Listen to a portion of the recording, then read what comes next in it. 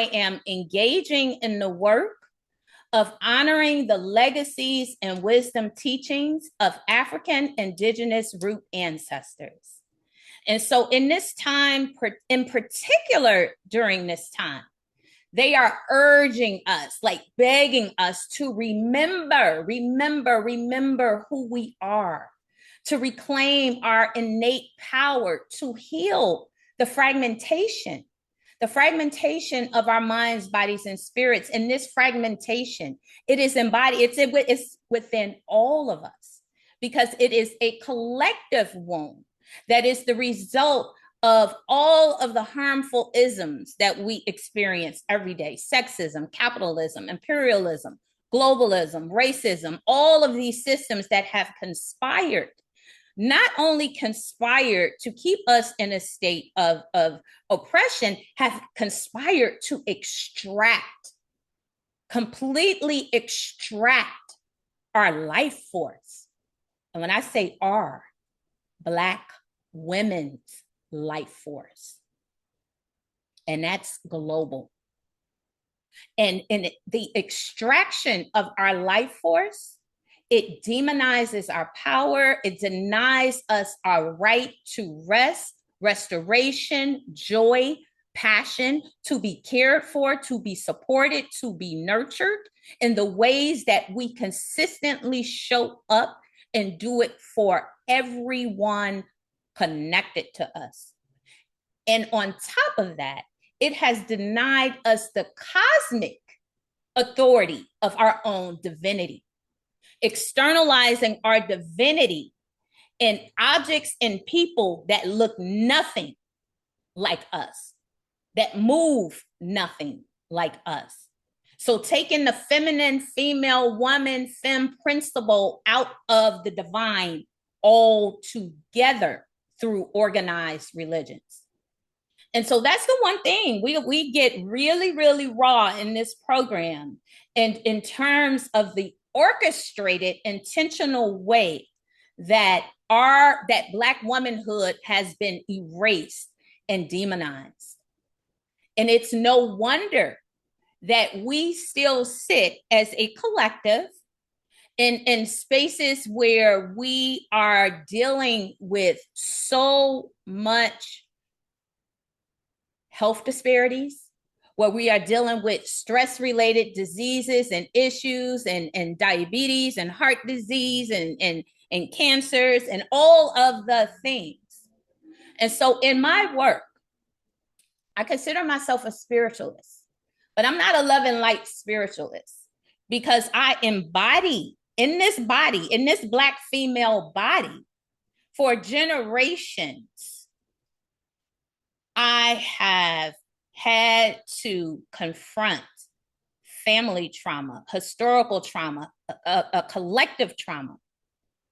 And so the repeated dehumanization, subjugation of our bodies, the forced disconnection from our ancestors, the demonization of our indigenous spiritualities, these are all things, again, that conspire to create this rupture that we're in the midst now of trying to repair, this rupture from our indigenous ways of being. We demonize our own indigenous ways of being. We talk about root workers, not understanding that root. As I'm sitting here drinking my tea, that's a tea. Herbal teas are roots. You know, but we have been brainwashed and indoctrinated to believe that anything of the earth is evil, it's demonic. And so with these ideologies, these are the things that we are unconscious and subconsciously passing on to the next generation. These ideas rooted in fear. These ideas rooted in disconnection, in materialism, in extraction, in getting paid and making money. And so in this program, we lean into what I call embodied spiritualized healing. And so together with a lot of the authors that I introduce in this work, authors, spiritualists, and healers that will study, we hold the truth that soul trauma experienced by Black women requires soul-based practices to heal. And these are soul-based practices that you ain't gonna find in the Black church. These are soul-based practices that you ain't gonna find in the white coat a medical complex. These are soul-based practices that you will only find within you and in connection and community with your sisters, who are also on the path and journey of finding that medicine that lives and breathes within us. And that's what I mean by embodiment. I use that terminology a lot because we are so in our heads that the thought of being in our bodies, of embodying our truth, we don't even feel comfortable in our bodies. And so the thought of having our lived experiences be dictated by how our bodies feel, how we move, how we experience our own bodies, for some people, that's traumatizing.